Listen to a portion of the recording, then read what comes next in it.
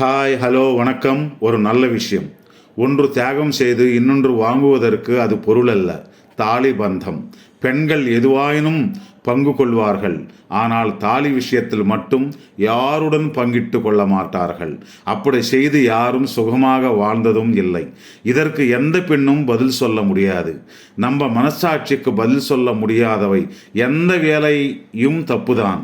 நினைவில் வைத்து கொள்ளுங்கள். பெண்களுக்கு அவர்களுடைய அபிப்பிராயங்களுக்கு ஆண்கள் கண்டிப்பாக கௌரவத்தை கொடுக்க வேண்டும். அதே நேரத்தில் ஒரு பெண் தன் கணவனை கௌரவிக்கவில்லை என்றால் உனக்கும் கௌரவம் குறைந்துவிடும். அதை போலவே அவனும் உன்னை குறைவாக பார்த்தால் அவனுக்கும் கௌரவம் குறைவுதான்.